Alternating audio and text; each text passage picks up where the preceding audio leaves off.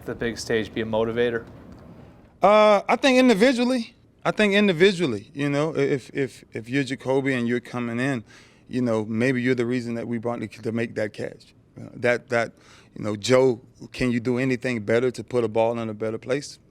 Who knows, you know? And so I think individually you can kind of motivate yourself that way. But, you know, if you understand this business, that chapter's done.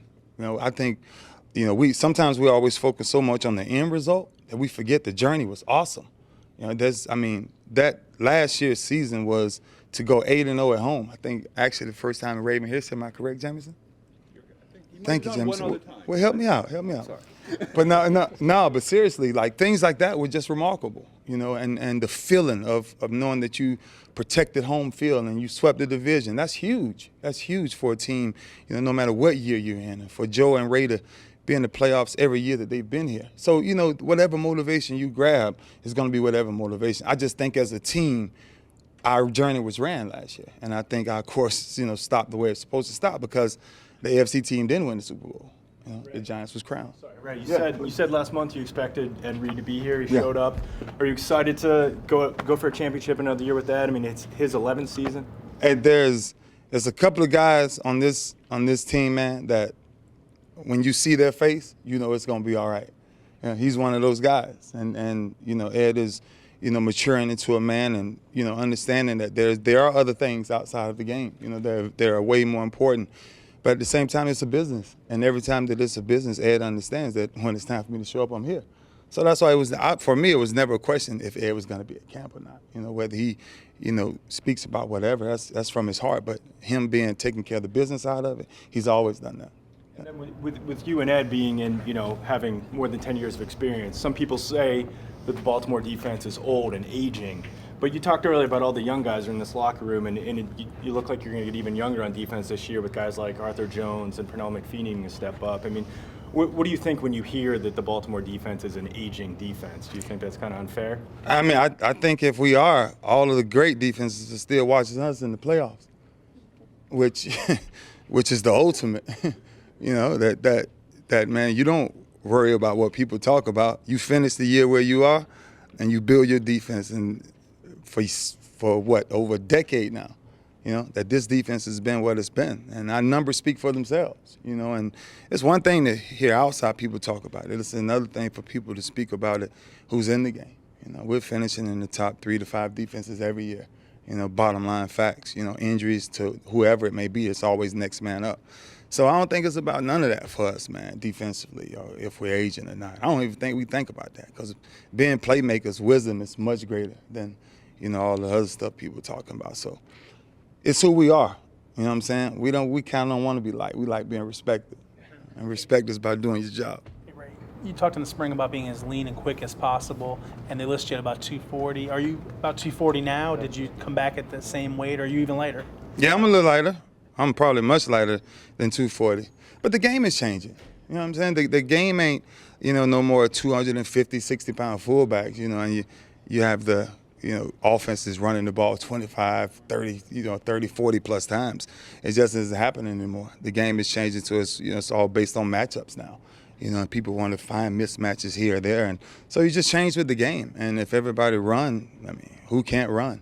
You know, and so for me, that's kind of what my thought process was, you know, coming into these next years. And I had a couple of coaches, you know, over the years, even, you know, great advice, you know, that was shared with me was like, you know, the later you get, the lighter you play, you know, and you just feel better. You feel better because you have the wisdom to go off and do whatever you want to do. But I just think playing at a lighter is much smarter for me. Just to follow up on that, there was a guy, James Ferrier, and he played for the Steelers almost as long as you played in the NFL. Mm-hmm. He seemed to get lighter each year, too, and it seemed to add to his longevity. Did you kind of notice that with him? Each year that he was like a light guy, even though he was middle linebacker? Like Yeah.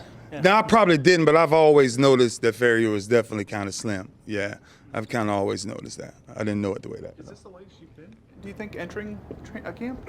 Yeah, this is definitely the lightest I've been since I probably walked in Baltimore. Yeah, definitely. How much do you weigh now? I keep that to myself. You can't share everything.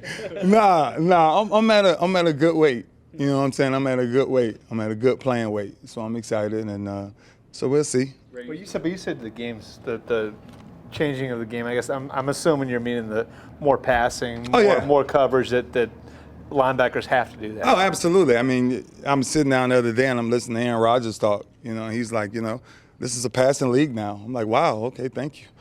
So, because they was kind of addressed, their running back situation. He was like, I guess one of their receivers said, they can't really run the ball, whatever. And he was addressing that, and it's amazing that. Bottom line, it is. It's a passing game. It's a quick game. They want to, offenses want to really exploit 30 to 40 points of a week, and it's about creating mismatches, I think. What's your thoughts on Paul Kruger? He's a guy that's going to have to step up, especially with Suggs being out for a little while. I think Krug has always been that guy for me. Krug has always been a guy that I just like, period, from day one. Probably because of who he is as a person, but when you step on a football field with Krug, I mean, you appreciate playing with somebody like that. He's going to give you everything he has, and at the end of the day, that's all you can ask for. And just the way he plays, man, I think his maturity on playing behind Suggs for so many years, I think it'll be huge, to really see, how far he can take us coming up. Every year we seem to ask you the same question. You ever think about when you might quit? What's the answer this year? Y'all always starting this. Nah, man, seriously, I think I would be a very selfish person if I thought about that day, because until passion leaves you for the game, then that's impossible to think about, to ever think about walking away from what I've been born to do in one phase of my life. So I can't tell you that, hey man, this is my last year. You know what I'm saying? I would cheat every player in that room, because every coach and every fan that I got, because it's like, man, dang, it's his last year. Whenever it happens, let it happen, for all of us. And hopefully that I'm walking and still doing the things that I'm doing. But I love the game too much, and I have a great connection to Baltimore. And as long as I'm playing and my body feels great, then I'll keep doing it. Ray, you spent a lot of time in the offseason going around, speaking at Stanford, speaking at Loyola, going They to all London won championships too. Well, that's Dang. my question. I need to give us a speech. What do you hear from the? We have seen some of the speeches, but we haven't seen the aftermath of the players reacting to you later. What do you hear from them and the coaches when those things and when they win a championship? Yeah, I think the probably most humbling thing are those afterthoughts that I get. Wow, the text I just got from the London Warriors, who just won the conference championship. I just left London speaking over there to some young men, and it was amazing for them to be down 18-0 in the half and come back to win 18-14, something like that. So it was just, but the message I got over my text, just how they changed their mentalities. How people have started to focus more and, change their direction no matter what their situation may be. There's always a better day. There's always different things you can think about. So, and then when you get those texts, man, you have to humble yourself. You have to sit back and like, wow, because it really affects people in ways that you never know. You just actually speak from your heart. And, but to receive what they speak about and I mean, what they feel, it's awesome. It's awesome. And, so, man, it's just one of those things I love to hear the comments of what people say after the fact. Ray Rice was just telling us that the speech you gave, the message you left the team with right after the last game has carried over today when everybody got there. Not to nitpick that, but yeah. Was that your motivation at the time, or was it just a message that was from the heart? I just think it was kind of both. It was just definitely from the heart. We don't want to talk about it a lot, when it comes to sports, because we always like the good side. But there's a lot of pain in this world, real pain. And people look towards us, during games to be courageous in the times of loss and big defeats like that. It's okay to still be a man. It's okay to walk up and congratulate somebody else because they won, and those are the things I think that makes you appreciate every moment of the game. Like, don't cheat the game. And that's what I'm saying about those moments. You can never hold your head down by losing the AFC Championship. That don't make the Buffalo Bills not great because they went to 4 straight. They still were great. They just maybe never got over that hump. So their journey was ran. And I just think for me, with that message at the end, I was like, look, man, we done it. We done it, And I've been on some 4-12 teams. We was 4-12, 6-9, and 6-10. So I've been on teams that was way out of the playoffs way early, wishing one day I was in the playoffs. So for us to achieve that every year, like if I'm Joe Flacco, I got crazy swagger. You know, serious. If I done came in and led my team to 4 straight playoffs appearances, 2 straight AFC championships, and you a play away from being in the Super Bowl on both of those, you have to. You have to, and that's why I think you move on. You move on very quickly because life offers different things, and I think we're men enough to take a loss, take it as a man, and then go teach somebody something from Are it. you amazed at all the things you hear in the offseason about Joe nationally, about Joe can do this or he can't do that or he does this or he does that? You see a different Joe than most people.